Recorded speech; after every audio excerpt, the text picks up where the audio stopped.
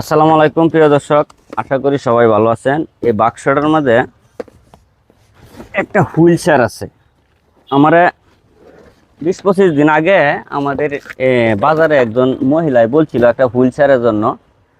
তো হুইল চেয়ারটা আনছি আইনা ওনারা খুঁজতেছি, বেশ কয়েকদিন ধরে খুঁজে পাইতেছি না, আজকে পাইছি। চলেন আমরা হুইল চেয়ারটা এখন দিব। এই জায়গাতে ওনার সাথে দেখা হয়েছিল আর উনি বলছিল আমার হুইল চেয়ারের জন্য, তাই আমি হুইল চেয়ারটা নিয়ে এই জায়গাতেই আসছি। আর ওনারা আমরা আজকে এই জায়গাতেই পাইছি। এখন আমি ওনারা হুইল চেয়ারটা বুঝাই দিব, বুঝাই দেওয়ার পরে ওনারা বাড়িতে পাঠাই দিব, বাড়িতে পাঠাই দিয়ে আমরা চলে যাব। সবাই ভিডিওটা শেষ পর্যন্ত দেখবেন আর অবশ্যই আপনাদের মন্তব্যগুলা কমেন্টে কইরা যাইবেন। আপনি এটা তুলতে পারবেন না? আমার দৌড়ে উড়ানি লাগে, আমি দৌড়ে উড়াই। হ্যাঁ, আমি দৌড়লে সমস্যা তো ওনার পায়ের সমস্যা, তো ওনার এই জন্য আমরা ওনারা হ্যাঁ দুজনে দৌড়া ওনারা এই হুইল চেয়ারটার মধ্যে বসাইলাম। বসাই হেরে ওনারা আমি দুইটা পা উড়াই দিলাম। চালানছে একটু, আপনি একটু চালানছে।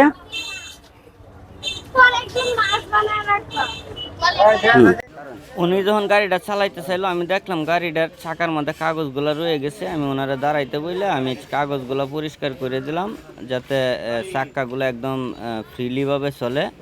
এই যে দেখতেছেন সবাই চাকাগুলো পরিষ্কার করে দিতেছে। এখন যাবেন গে বাড়ির ডাইরেক্ট। এই যে ধরুন আপনি 1000 টাকা দিলাম, আপনি যান গে বাড়ি। ঠিক আছে, একটা অটো লয়ে একটা অটো ঘুরে ঢুক। এটা লয়ে থাকবো, এটা আর এটা মামা একটা অটো তুলে ঢুক। হ্যাঁ, আমি এখন ওনারা টেল নিয়ে যাইতেছি অটুর কাছে। ওনারা অটুর মধ্যে উড়ায় বাড়িতে পাঠাই দিব। আজকে আর ওনার বাজারে কোনো কিছু করতে হইব না, পরিশ্রম করতে হইব না, কারণ আমি ওনার 1000 টাকা দিয়ে দিছি যাতে আজকে যায় উনি সরাসরি বাড়িতে চলে যায়। এই যে অটুত উঠাইলাম, অটুত উঠায় আমি এখন গাড়িটারে সুন্দর করে প্যাকেট করে আবার অটুর ছাদে উঠামু, উঠায় এরিয়া ওনারা বাড়িতে পাঠাই দিব অটু। এই ধরেন আপনার কিন্তু 50 টাকা, আবার আমি 200 টাকা দিছি।